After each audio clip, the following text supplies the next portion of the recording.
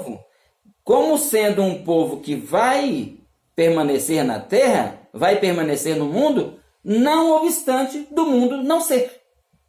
Nós estamos aqui, mas não somos daqui. E qual que é o tipo que nós temos disso? O Enoque. O Enoque é o tipo perfeito disso. Enoque esteve na terra até um tempo. Até o tempo que o Eterno determinou que ele não mais ficaria na terra. E quando ele faz isso, ele o toma para si. Dessa forma é a Kahal de Yeshua. Ainda que estando aqui e vivendo e andando, caminhando junto com os nossos queridos e amados, os irmãos judeus, né?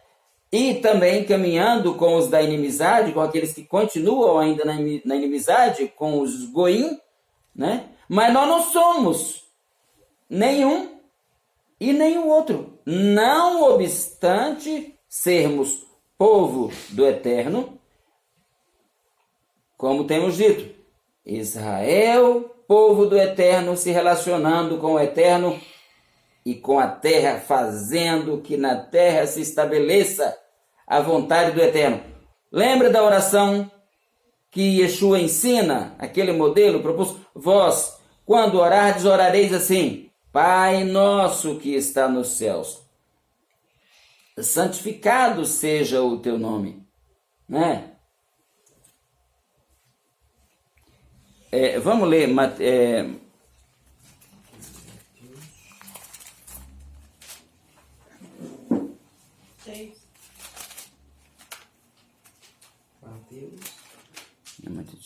6, a parte B do capítulo, deixa eu ver. É o 9.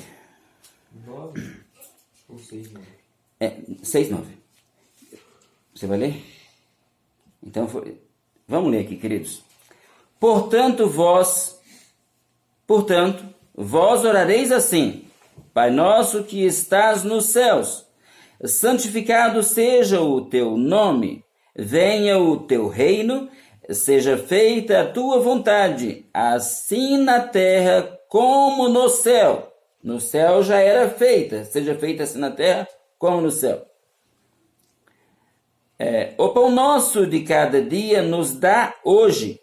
Perdoa-nos as nossas dívidas, assim como nós perdoamos aos nossos devedores. Na verdade, vamos voltar aqui. O instante que eu quero pegar, o intervalo que eu quero pegar, observe, o versículo 10. Venha o teu reino. Venha o teu reino. Quando acontecerá a posse plena da terra de Israel? Quando? Quando acontecerá, negão? Quando, Aleph? A posse plena da terra de Israel se dará. No reino milenar. Acerca desse tempo, a Escritura diz que as nações da terra afluirão para Jerusalém. Anualmente as nações da terra afluirão para Jerusalém, para Jerusalém. E o próprio Mashiach reinará sobre a terra. E a partir de onde o Mashiach reinará sobre a terra? A partir de Sião, o Monte Sião, que está em Israel, e mais exatamente em Jerusalém. E mais exatamente ainda naquele ponto que nós conhecemos dos pontos de tanto ver na mídia, por aí. Domo da rocha. O monte do templo. Eu não usaria essa linguagem, né? O monte do templo. Mas é onde que está hoje. Onde aquela mesquita está lá, né? Mas aquele é o local que Abraham compra, né? Compra, paga com as moedas do seu tempo, ele paga o preço que fora cobrado, e aquele local também é o local onde ele faz o altar, lá antes, quando o Eterno faz aquele teste de fidelidade com ele, para entrega do Yitzhak, né? E ele o faz obedientemente, e no seu tempo próprio o Eterno provê, né, o cordeiro para o holocausto, mostrando que o próprio Eterno cuidaria de todas as coisas absolutamente. Então, queridos, Israel já assumiu a terra na sua completude? Não, ainda não. Quando o fará? Depois da retirada da Kahal de Yeshua da terra, depois de passado o tempo de bodas do próprio Mashiach, né?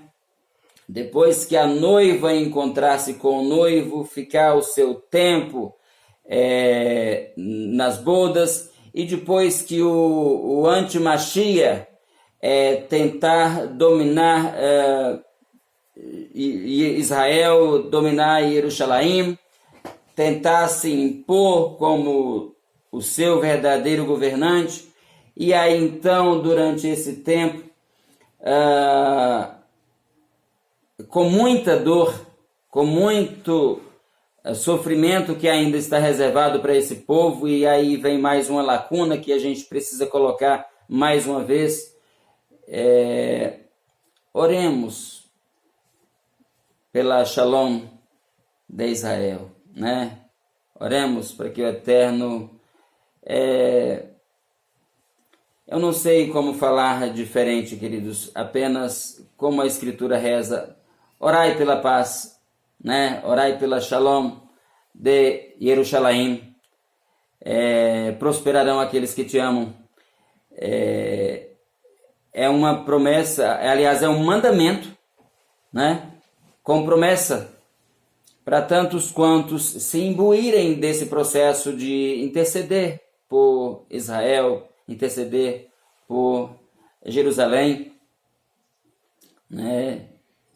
Temos dito que os conflitos que acontecem ali, por mais que muitas pessoas não compreendam, oro ao Eterno a fim de que seus olhos sejam abertos e essas pessoas vejam que, de fato, o que se passa ali não é diferente da afirmação, da citação que o próprio Shaul, num outro momento, dirá, num outro contexto, é verdade, tranquilo, num outro contexto.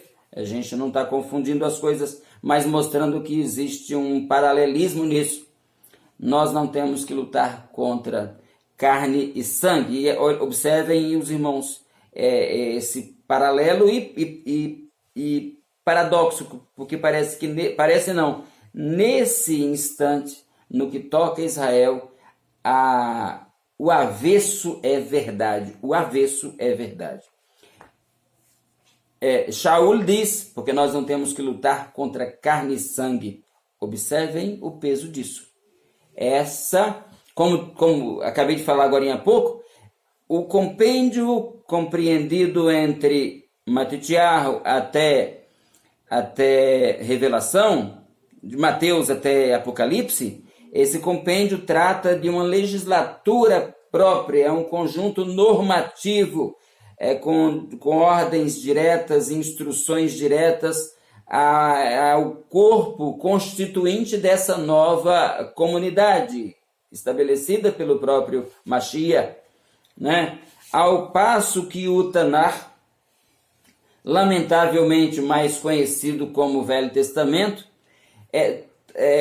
constitui-se um conjunto estrito de diretrizes, leis, normativas, instruções, enfim, sobre esse conjunto de normas pelos quais se devia viver a comunidade e a nação de Israel. Quando esse povo se desvia das instruções constantes aqui no Tanar, tanto na Torá quanto nos demais outros volumes, então o Tanar, referindo-se a esse volume todo, que também é chamado de Bíblia Hebraica, né? Então, quando Israel se desvia desse compêndio de instruções para alguns mandamentos, né? Mas instruções do Altíssimo a fim de que vivessem de forma sábia, de forma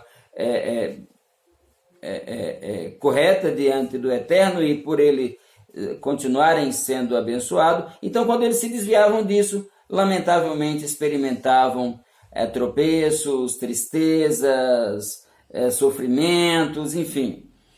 Assim a Kahal de Yeshua, quando, ao invés de observar as ordenanças que lhe tangem, deixam aquilo que lhes é próprio e vai após outras instruções que não lhes são próprias. E por mais que isso pareça lhes dizer respeito, não diz, por não compreenderem isso, se frustram.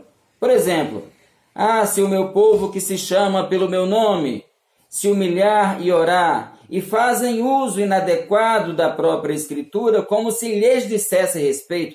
Queridos, é palavra do Eterno, ponto, verdade, mas não lhe diz respeito direto.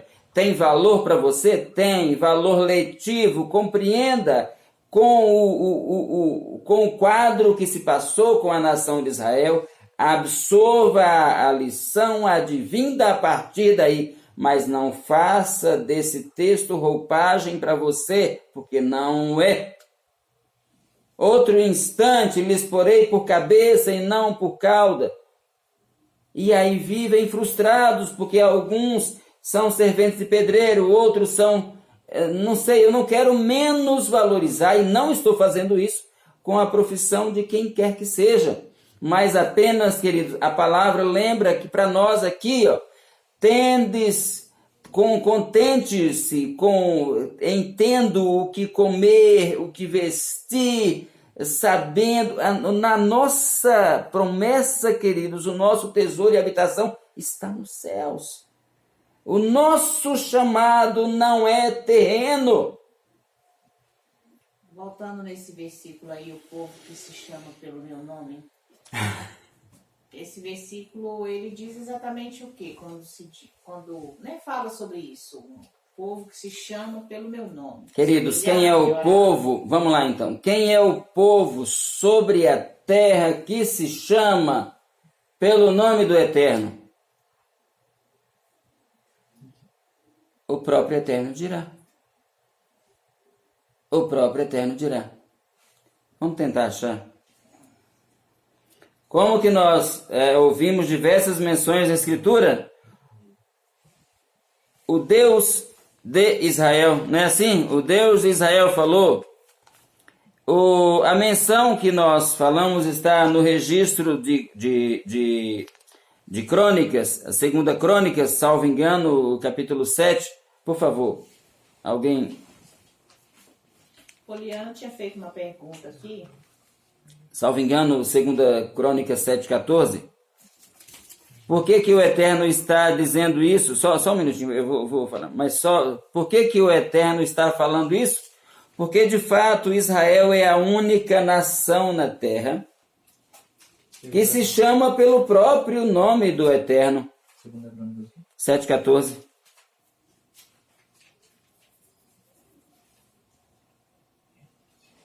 E o próprio Eterno é quem diz isso, porque eu sou o Deus de Abraão, o Deus de Isaac, o Deus de Jacob. Eu sou o Elohim de Abraão, sou o Elohim de Isaac, sou o Elohim de Jacob. É o próprio Eterno que diz isso. E mais adiante, quando o Jacob tem aquela experiência particular, né, que ele está no Val de Avoc, ou no Vale do Jaboque, que era um ribeiro, um riozinho, algo dessa natureza, e ele tem um encontro ali com aquele anjo, com aquele ente do Altíssimo. O que nós vemos? O próprio Melachim o fere e muda-lhe o nome. Não será mais Jacob o teu nome, pois com Elohim lutaste e prevaleceste. Teu nome agora será Israel. Então quem o faz é o próprio Eterno, e o faz através de um ente seu, enviado. do próprio Eterno. Muda-lhe o nome de Yaakov ou de Jacó para Israel. Quem o faz é o próprio Eterno, e ele próprio se chamará. Ele é quem diz: eu sou o Elohim de Abraão, eu sou o Elohim de Isaac, e eu sou o Elohim de Israel. Pode ler, por favor. E então, se meu povo que leva o meu nome se humilhar, orar e buscar o meu rosto e se converter dos seus erros, maus caminhos, eu ouvirei dos céus, perdoarei o seu pecado e sararei a sua terra. Se o povo quer? No início.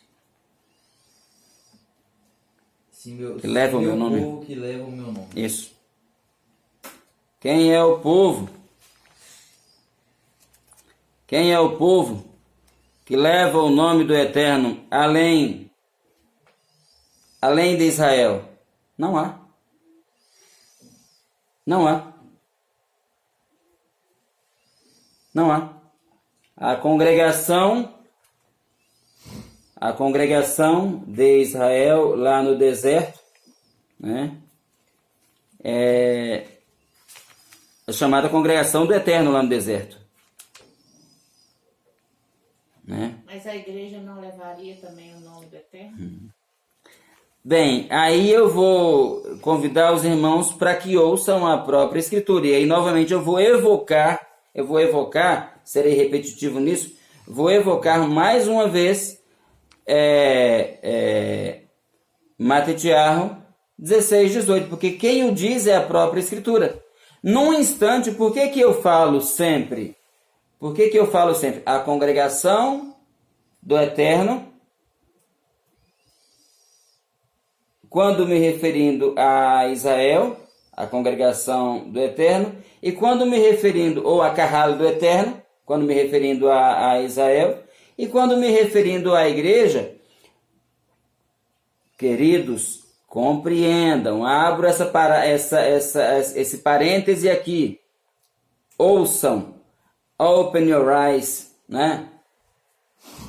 Para que os irmãos consigam ver. Israel, congregação do Eterno, é ele quem o diz, eu não posso mudar. Se algum irmão puder fazê-lo, eu sugiro cuidado, porque a Escritura diz que há aquele que alterar, né, ou retirando ou acrescendo, existem penalidades a serem atribuídas a esse tal. Então, só resta-me a mim, e acredito que a todo e qualquer homem, né, só resta acatar o que a Escritura orienta. Da casa de Israel, o próprio Eterno diz ser sua congregação. E ele faz isso, por exemplo, quando confronta o faraó, através de Moshe e o seu irmão, e ordena que o líder, que o rei lá de Mitzraim, liberte a sua congregação para que eles prestem-lhe culto. Agora, aqui, para esse povo que há de se formar na plenitude dos tempos, nós veremos a cena, como já repetidíssimas vezes mencionamos, em Matetiarro 16, 18, já lemos algumas vezes, estabelecerei a minha carrada, apenas a parte B do versículo, né? Quando ele discutindo com o Kefa, né, argumentando com o Kefa, ele vai dizer, o próprio Yeshua dirá, tu és Kefa, e sobre esta pedra, né, estabelecerei a minha carral. Deixa eu voltar aqui. Aqui. Ok. Eu te digo, e também eu te digo que tu és Kefa, ou Pedro, né? Literalmente Kefa. E sobre esta pedra edificarei a minha carral, ou na versão dos irmãos está a igreja. Acho que desmerece mais fazer o quê? É uma outra discussão. Vamos tolerar por enquanto. E as portas do inferno não prevalecerão contra ela. eu te darei as chaves do reino dos céus.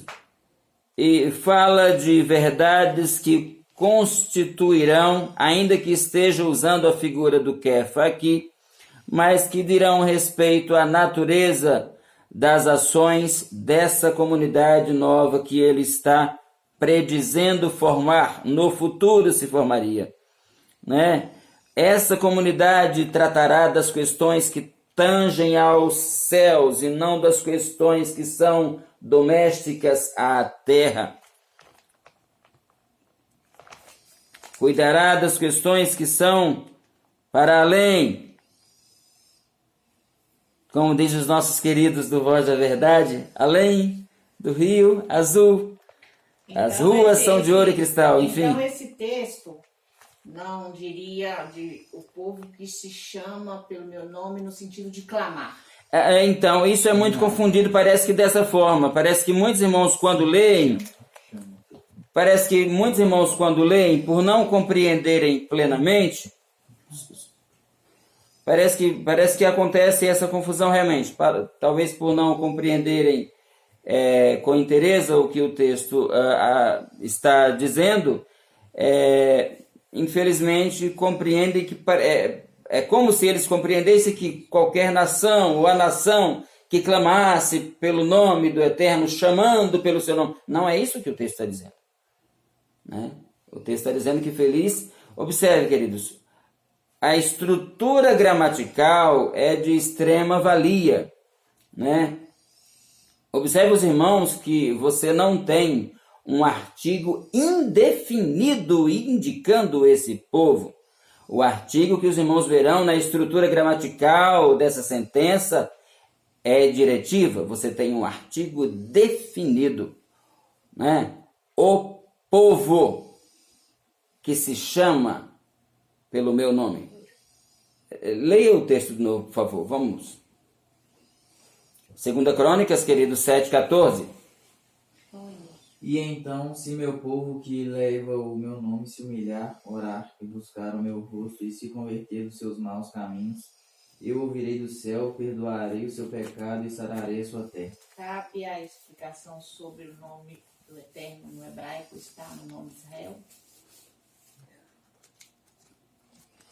Pode, mas aí nós teríamos que fazer uma outra abordagem para entrar nisso agora. Você pode falar sem só um... Quando você vai para o hebraico, né? Onde que nós chegamos aqui, queridos? Para questões que são bem mais de um peso maior e vai para as questões ligadas à exegese, ligadas de certa forma